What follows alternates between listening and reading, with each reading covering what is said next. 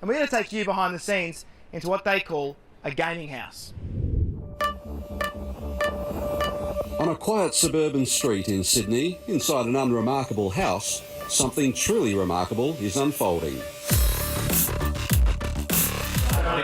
They're going. The rides all think I'm coming. It's nice. I have nothing. Welcome to the home of Legacy Esports, a major Australian player in the global gaming phenomenon. You want to be the best. Everybody here has that drive, that competitive drive. They want to crush everyone. It's now almost a year since the Crows, sensing a fresh commercial opportunity, took control of Legacy Esports, becoming the first Australian sports organisation to purchase an esports team.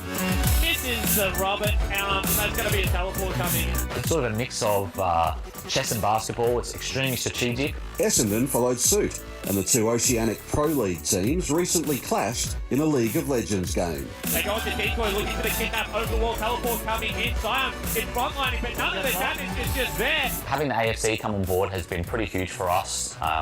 We've been able to tap into their expertise. You know, high performance is a massive part of what they do. You want to work on the trust with your teammates. You want to work on the communication and like resilience and things like that, so that when things do go wrong, you're all prepared to take on like the challenge that's there. Olympic athletes get to their job is to just compete and win.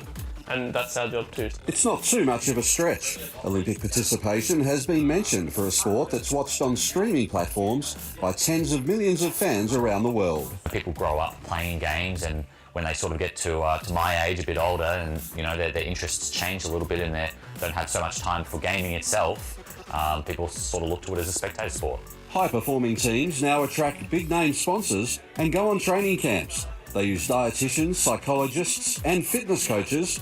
Not surprising when gaming at this level demands 8 to 12 hours per day of training. My grandmother thought like an hour on the day on the computer was plenty, and so that would always just that was just awful because I wanted to be playing these games all the time, and I only got to play like an hour a day when I was younger, so it just made me want to play even more. In the small Australian market, top players like these can command $50,000 per year.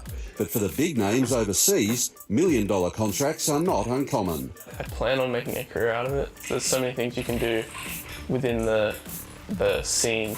These gamers believe their sport has ditched the nerd stereotype. It sort of depends on how you define geek. I mean, they certainly spend a lot of time playing video games, but you know, it's not the stereotype that has sort of been peddled for the last 20 years. You know, we don't have any fat players. A lot of them spend time looking after their physical health, you know, going for a run or going to the gym. And there's strict discipline in the house as well. Each player must pull his weight with the housework. It's something that I now have to kind of learn, and we all have to learn, is to live together and, you know, learn skills that aren't just gaming, I guess. Toyota